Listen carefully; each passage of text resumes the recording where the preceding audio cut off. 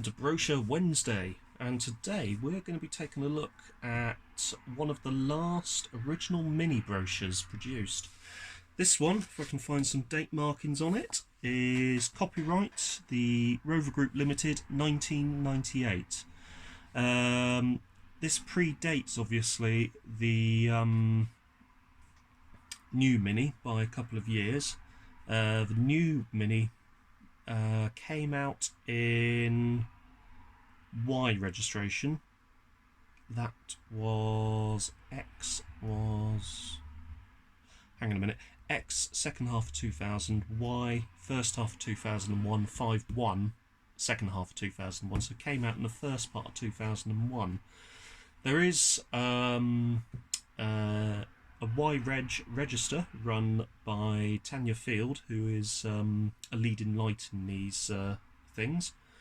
And the Y-Reg register contains basically a lot of the original BMW Minis with Y plates on them. Some of them even still have Rover etchings on some of the glass and Rover stampings on some of the parts, because the car was actually going to, obviously it was going to be a replacement for the original Mini that you see here, but it was going to be a Rover product. Obviously when things fell through with BMW, it was one of the things that BMW very cleverly bought and said, we're going to have the Mini brand. It's like, yes, that's actually a really good idea, because that Mini brand over the past 20 years has made a lot of money, and you know, it's a very marketable brand. You can see, certainly in this brochure, some of the beginnings of the marketability of the Mini brand. By the sort of 1998, the Mini was a very old car. In this instance, it was still using the A-Series engine. A lot of the production processes hadn't changed. There was quite a bit of safety kit on these newer Minis, such as airbags, etc.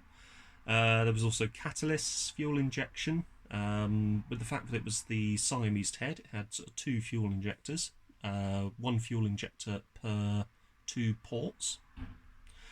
And yeah, it was becoming, from turning into a car for everyone, which was something that the Mini always was. It was a classless car. It was turning into very much a bit of a fashion accessory. It still sort of had that car for everyone appeal, as you will see in the brochure, but it was becoming very much the thing to be seen in. And these last Minis really were quite special. Really, the brochure sort of plays a lot on the whole sort of lifestyle aspect of owning quite a late original Mini. Especially sort of, you know, you've got the whole accessories option, the luxury themes. You have the Mini Cooper retro theme, fashion theme, sport theme, luxury theme, accessories, merchandise, which will is quite interesting to look at, specifications, trims and colours and finance. But it was still a car that was very affordable, really, to everyone. It was still a car that was available for everybody. It was just a shame that it didn't sell in bigger numbers, but when you look at the prices that they were charging, you could get sort of far more modern cars for the same price. So that is Sir Alec Izagonis. As you know, he was the designer of the original Mini, and apparently we made a car that was so unusual that it automatically became a status symbol. The original Mini actually cost more to produce than the Ford Anglia, and it was sold for, if I remember rightly, a similar price. Ford actually bought a Mini and took it apart and realised that every Mini that was produced, there was a loss being made. It was very much a loss leader in sort of modern marketing terms. So this was sort of really aiming at people that were sort of between 25 and 45 at the time, and the fact that the original Mini was part of their lives growing up. I remember, even sort of back in the 1980s, they were everywhere. You know, everybody had a Mini. Well, not everybody. everybody knew someone that had a Mini. Everyone had probably ridden in the back of a Mini or driven a Mini. I've had the pleasure of doing both. I've been a passenger in and also driven a Mini, and they are every bit as fun as you would sort of think they are, or hope they would be. And they were, well, I was only young at the time, but they weren't particularly cramped either. They were sort of surprisingly spacious. It was sort of a really practical, impressive use of space. According to this, I've styled my cars so that they couldn't be obsolescent. It's Sir Alec Isagonis again there. Still no modern car has better steering, apparently. And here we are, some pictures of the original Mini with its sliding windows and the external door hinges, to the new Mini here, which had door-mounted mirrors, the hinges which were recessed at some point in the late 60s, early 70s, but little sort of practical things like the guttering was all external and actually sort of made up part of the structure of the car. Invariably, you did get sort of quite a few rust traps on these sort of older designs, but you know, that was just how it was back then. The original front here was changed for this frontage here, which became sort of the more common face of the Mini. And it had surprisingly cramped underbonnet access, although you could actually improve that by removing the grille. The radiator was usually mounted on the side here, so airflow would go through the car and the fan would then suck over the front of the engine and out into the inner wing area and obviously out. Really sort of that was sort of designed mainly for the packaging issues that you had, and I'd say overall it worked rather well, to be honest. But things really sort of became quite a bit more modern with this generation of Mini, certainly with the adjustable headlights. There's a cat here playing with a couple of microchips. That was because it had twin point fuel injection, as I was describing earlier, and it's the same unit that won all those rally victories. What they don't say is it was a 1275 A series that was also available in the Mini Metro. Not a bad thing.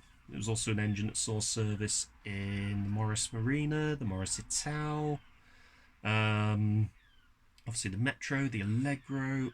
It was a very practical, sturdy, small little lump of iron, that engine. One of its big downsides, which British Leyland and Rover never seemed to correct, was that Siamese cylinder head. Whereas Ford took the original Kent engine and made it the Kent Crossflow, so basically shoved a Crossflow head onto it, which unleashed quite a bit of power. British Leyland never seemed to do that with the A series. There is apparently a 16-valve head off of a BMW motorcycle engine which will fit onto the original A series. Also, this is something else, I don't know if it's coincidence or on purpose, the Nissan Micra CG range of engines. The original range of engines were 998cc, it's found in the K11 Micra that I own. The 1.3 litre versions were 1275cc, same as the A series, and the CGA 3DE, which was branded as the 1.4, was 1348cc's, and 1348cc's was quite a popular overbore size for the original A series. So it is interesting sort of how those sort of capacities seem to sort of exist within Nissan. I think it is something to do with the fact that they did produce the A series under license, although they did install they did install a better cylinder head and other things. They actually improved the A series substantially. Anyway, back to this. Another sign of the times. Side impact beams, airbag, inertia reel seat belts, fuel injection with catalyst, and the luxury of a two-speed fan. Japanese versions actually came with air conditioning, which took up a huge amount of space in the passenger side footwell, if I remember rightly. Rather nice double page spread here. Here is the Mini in, I think that's Tahiti blue metallic, with some nice stripes and side stripes on it as well. Thank you, Sir Alec Isagonis there, saying thank you to someone for some reason. A little bit about John Cooper there, nice little bit of text there. Another nice double page spread. This was basically the base model Mini at the time, which still came with a full walnut dashboard, fairly comprehensive instrumentation, quite a nice interior as well, with the sort of herringbone, actually that's not herringbone, with this sort of checkerboard type cloth. I'm sure it's got a name. Elegant Balmoral facings apparently. Burr walnut dash, leather trimmed steering wheel and gear knob, and the electronic stereo in-car audio system. Very nice. I'm sold already. So this was literally your base model, and the base model was still really nice actually. Coming through to the next level, which was the Cooper. Got this nice double page spread with the Cooper here. Got the Cooper markings on the side. John Cooper John Cooper paid me to drive, but he didn't have to. Okay. Oh, from John Rhodes, who was a racer. So it was one of those cars that appealed to the enthusiastic driver. And when Enzo Ferrari wanted some fun, he took to the Italian mountain roads in his Cooper, which is actually a true story. Enzo Ferrari did have a Mini because he enjoyed it as a very fun little car. I think the Mini did get some Italian treatment with the company Innocente, and it did sort of live on in various forms through Innocente and actually grew a hatchback or something. It's a whole sort of complicated story of how the original Mini base became a small car for Italy, or the Italian market. I don't know the story fully, but I seem to remember that the Innocente became its own sort of car in its own right. But it did start off as the original Mini. The next one is the Retro. So the Retro has features such as the checkerboard roof, chrome accents everywhere, certainly over the wheel arches, the rear windows, front windows, bumpers and rear lights. Obviously the checkerboard effect here, chrome mirror cappings, basically chrome. So Peter Sellers was a very famous Mini owner. For the thousands of us who had to get around London quickly, the Mini was like the answer to a prayer. We stuck wickerwork on the side, rushed it up to Oxford Circus and caned it down Park Lane.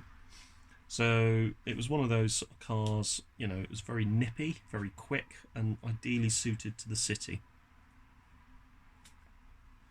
And there was this whole sort of 1960s revival thing in the 1990s. A lot of the fashions were, you know, like that. So there was that sort of big 60s revival, especially when you sort of saw groups like Blur, Oasis, etc. The period I grew up in, and yeah, that was what it was like. This is, what was this? Mini caused... So apparently Mini caused the Smart Set to abandon their Bentleys and dart through traffic with stickers in their room windows, proclaiming cheekily, "You've been minied." So again, this is more information about the Retro Mini, so you could spec it up as you desired. Also came with these sort of nice cappings on the door and rear quarter, and a range of nice colour options for the seats. This is a particularly nice one with light blue and the piping. Also accents on the steering wheel, the gear knob, and the handbrake lever as well. Even though it's only got 2 seat belts in there, you could easily get 3 in there. But yeah, very cramped, but it could be done. A little bit more about the Mini Retro and the various options you could spec it up with.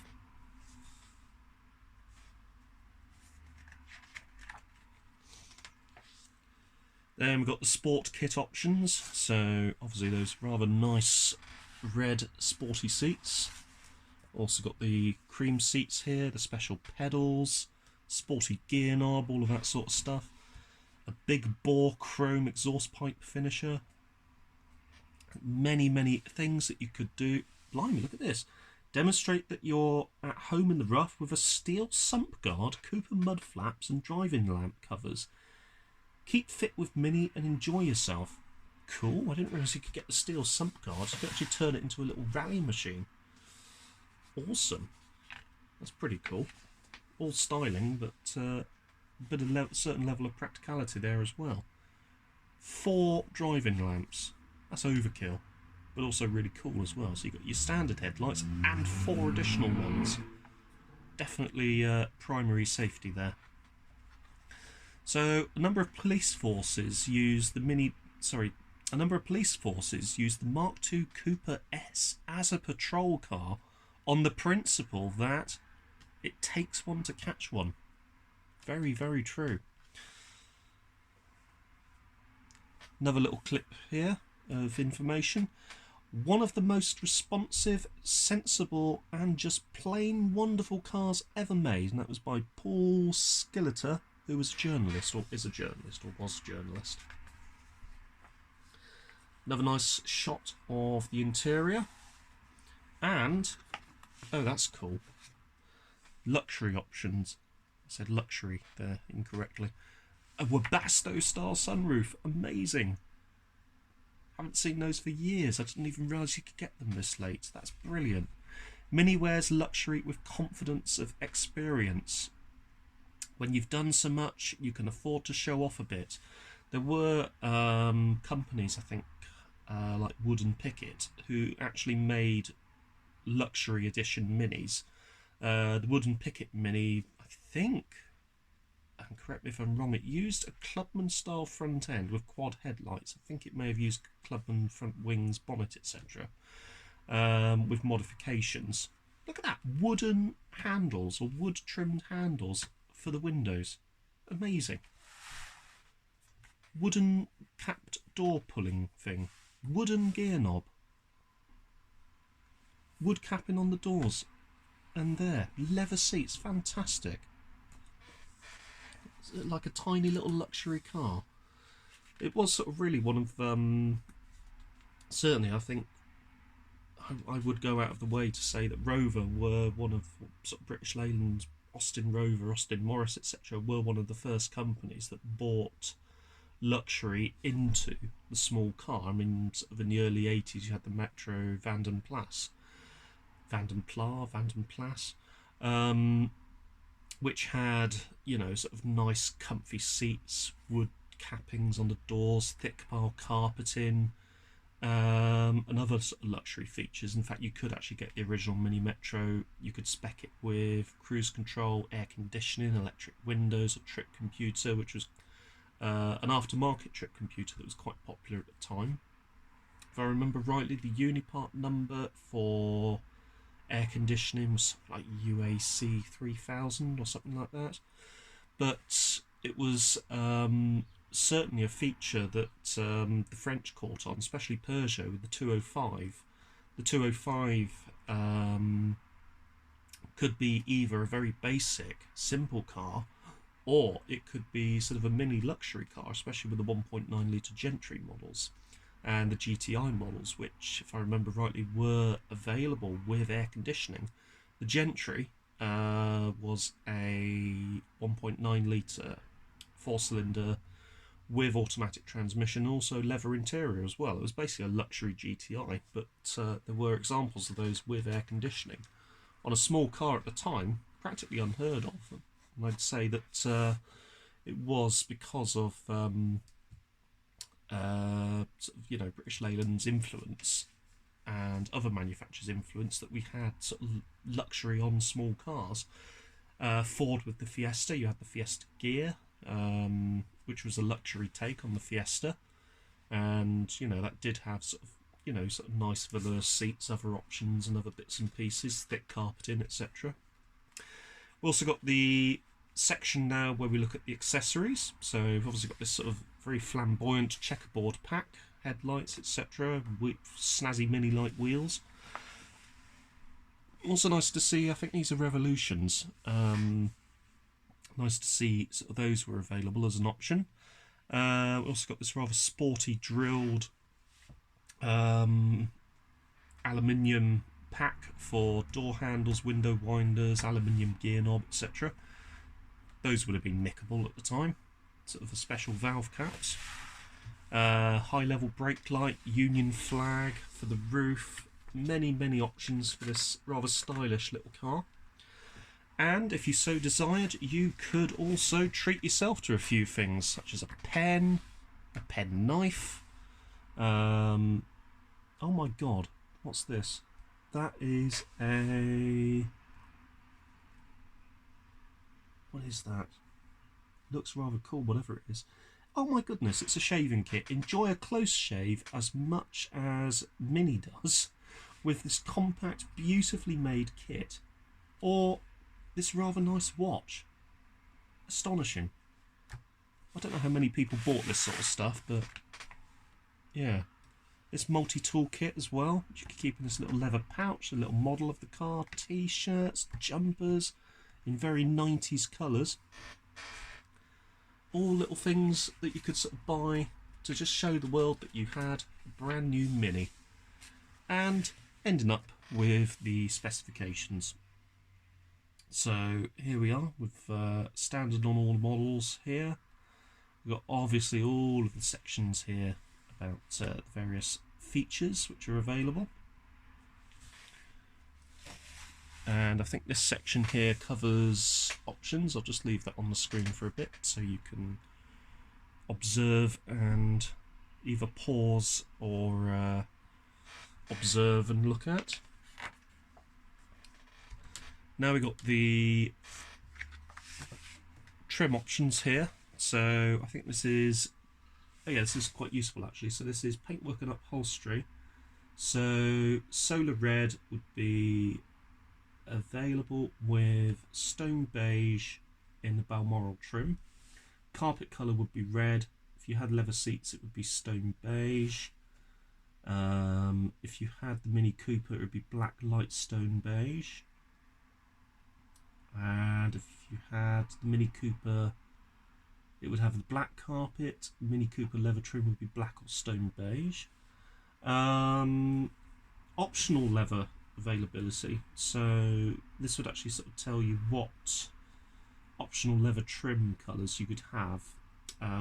So solid colours, that means availability of classic leather trim with exterior paint colour. So you could get porcelain green, horizon blue, cumulus grey and tartan red. With Old English white you could get that available on all of them. The metallics, you had sort of less option of what you could go for. The pearlescents, Nightfire red, Tahiti blue, Morello purple, British racing green, again less options of availability. Almond green and surf blue, fewer options. So if you wanted Old English white, you could get Old English white with any of these optional leather colours. But the other ones, you were limited to what you could actually get, which was a bit annoying. Colour keyed carpets was quite nice. So you had a range of carpet options. This is obviously the Balmoral trim that we were talking about earlier. That is the classic leather trim. You can see it's sort of in a classic pattern. This is sort of a more newer style seat because you've obviously got the side bolstering and seat bolstering there as well. The Mini Cooper was available either with this light stone beige Monaco trim or either black or stone beige leather. again with a nice bit of piping, and because it's the Cooper, obviously the seat bolstering as well. So you could really personalise it, especially if you've got one in Old English white. You could get practically any colour combo you wanted. Coming on to the range of colours. So I would, if I had to pick a favourite, it would be Hawaiian blue, surf blue, Tahiti blue, Morello purple, and probably almond green and British racing green, so mainly the greens really. Old English white is quite nice, but probably a hard colour to keep on top of, especially if it starts to fade and or oxidise. But certainly that Hawaiian blue is lovely. That is a really nice colour. Nightfire red was also quite a nice colour. Nightfire red in Land Rover world was exactly the same colour as Ryoka red. I believe both are identical, to be honest with you. Tahiti blue, very popular across the entire Rover range at the time. You get a Rover 800 in Tahiti blue, and it was one of those colours that was available across the entire range, along with Nightfire red. British Racing Green, again, range wide. Morello purple, I'm not sure if it was just limited to the Mini, to be honest with you. Also, different wheel options here, or standard wheel options. We've got the premium style alloy wheel, Mini Cooper style wheel, and the optional sport style wheel, which I believe was a size larger at 13 inches rather than 12 inches. Bit of information here about the dimensions and capacities. Just bring that over there so you can obviously see. And finishing off with final page. So this talks about finance. So this is your route to a new Mini. So if we look at the Mini 1.3i Cooper, we're going to be 25 months on this agreement, so just over 2 years. On the road cash price is $9,625. We need to put in a deposit of £1,905.77. Total amount payable for credit is £7,719.23. In fact, let's just do a quick calculation to see how much that is in today's money. Obviously, this isn't exactly 100% accurate because there are other factors which aren't accounted for. So this would have been 1998. So let's have a look. So this is using the Bank of England inflation website. £9,625 in 1998 would cost in 2019, that would be £17,064.68. That's a rate of average inflation rate of 2.8% a year. That's astonishing. That is absolutely astonishing. That was an expensive car, certainly expensive for a small car. I think on the whole, though, prices of cars have actually gone down. So let's say, for example, nowadays you could get a Dacia Sandero or a Dacia Sandero, however you want to pronounce it. I think Dacia is the correct pronunciation. I think you can pick one up for about 7,000-ish. So let's have a look at 7,000 in 2019 or 2018. In 1998, £7,000 would have cost £4,049.51. So you could have bought a car today, in today's money, at £7,000, £4,049.51 back in 1998. And I think there were cars available in 1998 that were around the 5,000, 6,000 mark. I want to say the Lada Rover in its last sort of spluttering years of production. Certain Protons were available sort of quite cheaply as well.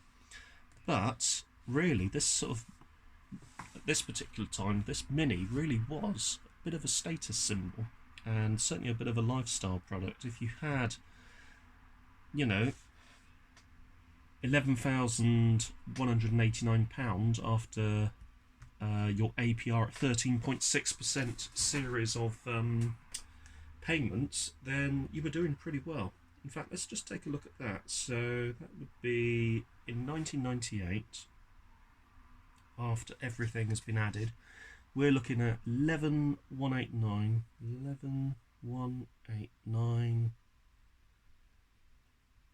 Yeah, so 11,189.46. Yeah, we'll down it to 11,189. So that would be in 1998. So after all the finance, you're looking at nearly £20,000 for a Mini. Quite a lot of money. Certainly in today's money, that is quite a lot of money, and I think it was quite a lot of money back then. But as I say, I think on the whole, prices of cars have actually come down. So yeah, this would have been a lot for what it was, but you did get yourself quite a nice little car. And you certainly got yourself that you could really personalise. And there we go, and that is today's brochure. If you have found this video interesting, don't forget to hit the like button. Also, don't forget to subscribe for more upcoming fascinating hobbies. And I will see you next time on Brochure Wednesday.